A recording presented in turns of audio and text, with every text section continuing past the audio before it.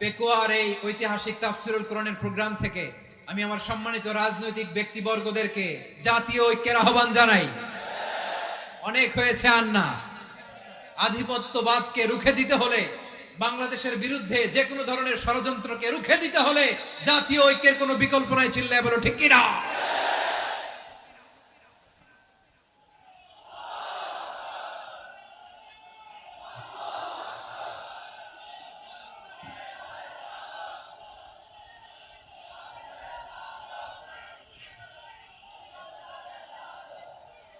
আমার প্রিয় ভাইয়েরা, আমার ভাইয়েরা, আর কাদা ছড়াছড়ি করব না ইনশাআল্লাহ। বলেন আল্লাহুম্মা ফারশাদ।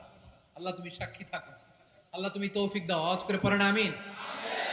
আর একে অন্যকে কাফির বলে গালি দিব না, ঠিক কিনা বলেন? রাজি আছেন? ধ্বংস করে দিয়েছি আমরা আমাদেরকে। আপনারা হালাকু খানের নাম শুনেছেন? মঙ্গল অধিপতি হালাকু খান বাগদাদের আমাদের বিশাল দারুল হিকমা লাইব্রেরিকে ধ্বংস করেছে।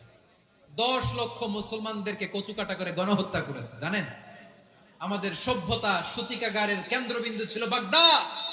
ইরাকের বাগদাদে যেদিন সে রক্ত নিয়ে হোলি খেলা করে, রক্তের হোলি খেলা যেদিন হয়, ওই দিনও বাগদাদে বাহাস চলতেছিল। আমাদের বাহাস কি চলতেছিল? আপনাদের এলাকায় বাহাস আছে? এই প্রচলিত বাংলাদেশে যে বাহাস, এটার সাথে ইসলামের কোনো সম্পর্ক আছে? এই পর্যন্ত বাহাসের পরে পরাজয় বরণ করছে এরকম কোন দল আপনারা পাইছেন? আমি পাই নাই। প্রত্যেক দলই বাহাসের পরে সংবাদ সম্মেলন করে বলে, আমরা জয়লাভ করিয়াছি, ওনারা পালাইয়া চলিয়া গিয়াছে। আছে না নাই? কারণ সত্য জানার জন্য, সত্য মানার জন্য আসে না, তো নিজের জ্ঞান জাহির করার জন্য বাহাস করে। বিপক্ষ দলের আলেমকে ছোট করার জন্য বাহাস করে। এই বাহাসের স্থান ইসলামে নাই। চিল্লায় বলো ঠিক কিনা? এই সমস্ত বাহাসের দিন শেষ। ঐক্যবদ্ধ হওয়ার বাংলাদেশ। প্রিয় ভাইরা, হালাকু খান সে দারুল হিকমা লাইব্রেরি জ্বালিয়ে পুড়িয়ে এই সব দামি দামি বইগুলো, আমাদের দামি দামি ঐতিহাসিক তুরাসি ক্লাসিক বইগুলোকে দজলা নদীতে ফেলেছে। পুরা দজলা নদী কালো হয়ে গিয়েছে। 10 লক্ষ মুসলমানকে গণহত্যা চালিয়ে এই রক্তের বন্যা যখন দজলা নদীর পানিতে মিশে গিয়েছে, দজলা নদীর পানি লাল হয়ে গিয়েছে। যেই দিন বাগদাদে গণহত্যা চলে, ওই দিনও বাগদাদে বাহাস চলতেছিল। কিসের বাহাস জানেন? মেসওয়াক, ডান মারি থেকে করা সুন্নাহ, এটা আমরা জানি। এখন কি উপরের মারি না নিচের মারি? বাহাসের বিষয়। এই বাহাস করবেন আপনারা? বিশ্ব যখন এগিয়ে চলেছে, আমরা তখন বসে বিবি তালাকের ফতুয়া খুঁজেছি কোরআন হাদিস চষে। তালাক ইসলামের অনেক গুরুত্বপূর্ণ অনুষঙ্গ। তালাক কোরআনের একটা সূরা। কিভাবে তালাক হবে না হবে আমাদের ফুকাহায়ে ইকরাম, আমাদের আকাবেররা সব বলে গিয়েছে, সব জানা। আপনি হয় এটা মানবেন, নয় ওইটা। ওইটা নিয়ে বাহাসের দরকার নাই। ওইটা নিয়ে মারামারির স্থান ইসলামে নাই। আওয়াজ করে বলেন ঠিক কিনা? এখন পেকুয়ার ভাইরা, শেষ কথা বলি, আওয়াজ করে বলেন আমরা ঐক্যবদ্ধ হতে চাই কি চাই না? চান?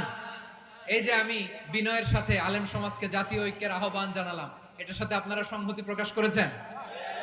বিনয়ের সাথে আজকের এই পেকুয়ার ময়দান থেকে আমাদের রাজনৈতিক নেতৃবৃন্দদেরকে জাতীয় ঐক্যের আহ্বান জানাই, আপনারা সংহতি প্রকাশ করেছেন? এখন এটা রোড ম্যাপ কি, কিভাবে আমরা ঐক্য প্রক্রিয়াতে এগিয়ে যাব? শেষ কথা বলি, একেবারে সহজ। আমাদের ওলামা মাশায়েখদেরকে, আমার মাথার তাজ, তাদেরকে আমরা বলি, এই যে আমরা ঐক্যবদ্ধ হই নাই, আমরা কি বড় কিছু অর্জন করে ফেলছি? বলেন, আমরা কি খুব পাওয়ার সম্মানের জায়গায় আছি? খুব স্ট্রেংথের জায়গায় আছি? তো কিছুই তো নাই। আপনি ঐক্যবদ্ধ হইলে সমস্যা কোথায়? এমন তো না ঐক্যবদ্ধ না হওয়ার কারণে এতদিন আপনার অনেক কিছু ছিল, ঐক্যবদ্ধ হলে আপনি হারাবেন, এমন তো না। তো কিছুই যেহেতু আপনার নাই, আমার নাই, ঐক্যবদ্ধ হলে আমরা সমস্যা কোথায়? ঐক্যবদ্ধ হয়েই দেখি না, ঠিক কিনা? ঐক্যবদ্ধ হওয়ার দুইটা ওয়ে।